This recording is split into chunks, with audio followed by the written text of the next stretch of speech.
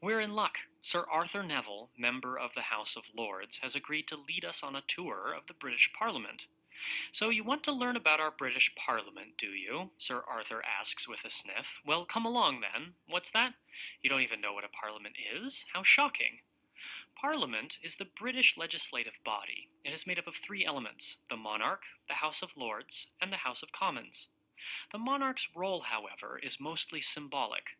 While the Queen or King is the official head of state and all laws are passed in his or her name, the monarch has no active role in the Parliament aside from presiding at its opening ceremonies each year. The British Parliament, however, performs four primary duties. It passes laws, it authorizes taxes and government budgets, it scrutinizes and investigates government administration, and it debates current issues. Does that help a bit? Sir Arthur asks. Good, then let's begin the tour.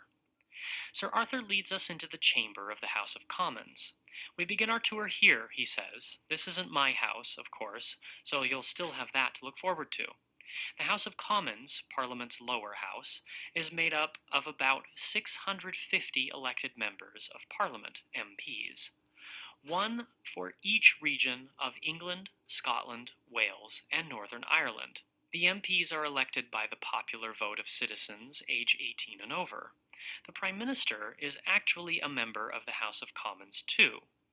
The House of Commons was established in the second half of the 13th century when representatives from towns and counties began showing up at Parliament with their grievances.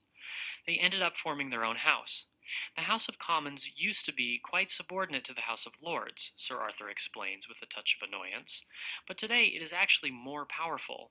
The House of Commons can actually override vetoes from the House of Lords. The horror of it. Sir Arthur shudders dramatically, and then he remembers himself. Well, anyway, he continues, you should know something about the three primary duties of the House of Commons. The House of Commons spends about half its time making laws. Bills are introduced by the administration or by individual MPs. Then each bill receives three readings. The first reading is formal and introduces the bill to the MPs. After the bill is read a second time, the MPs debate it before sending it off to committee for more specialized debate and possible amendments. When the bill returns to the House, it is read a third time, and then the MPs vote. If the bill passes, it moves on to the House of Lords. The House of Commons also controls the government's finances. Every year, the House receives a proposed budget from the Chancellor of the Exchequer. The MPs examine and debate the budget and create a finance bill that follows the usual path into law. The House of Commons must also approve all spending for government departments, which provide the MPs with estimates. The House of Commons keeps a close eye on government administration.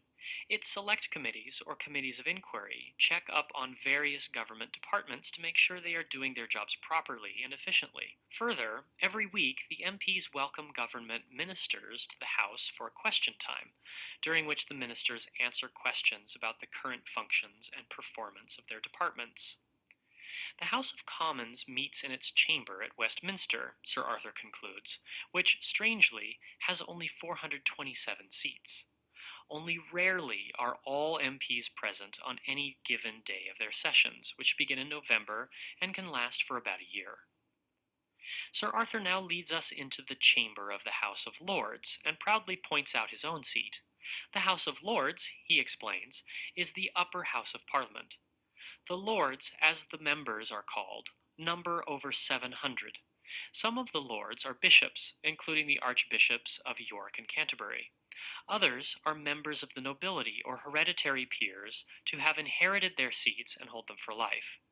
Still others, the majority today, have been appointed as lords by the monarch on the recommendation of the Prime Minister because they are experts in their field. They too hold their seats for life and are called peers. I inherited my seat from my father, Sir Arthur tells us, and our ancestors have been lords for centuries. We lords perform three primary duties. The House of Lords participates in the lawmaking process.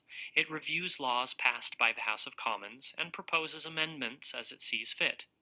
If the Lords do not approve of a law, they can delay its passage for up to a year. The Lords can also propose and pass their own bills, which then move on to the House of Commons for approval. The House of Lords scrutinizes government administration. Like the House of Commons, the House of Lords welcomes government ministers to question time each week. The Lords also hold lively debates about current issues, which sometimes include government performance. These debates usually do not end in a vote, but they do increase the Lords' knowledge of current events and allow them to employ their expertise. The House of Lords independently investigates matters of public interest. Applying their knowledge and experience, the Lords create reports for debate about a wide variety of topics, including, but not limited to, European affairs, the economy, science, and the Constitution. As Sir Arthur leads us out of the chamber of the House of Lords, he says, let's take a moment to review. Parliament is the British legislative body.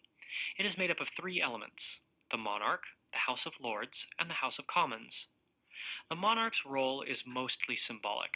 Parliament performs four primary duties: passing laws, authorizing taxes and government budgets, scrutinizing and investigating government administration, and debating current issues.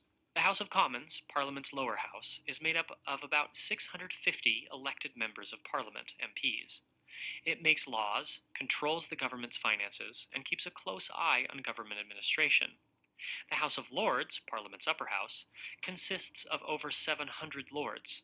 Some are bishops, and others are hereditary peers or peers appointed by the monarch. The House of Lords participates in the lawmaking process, scrutinizes government administration, and independently investigates matters of public interest.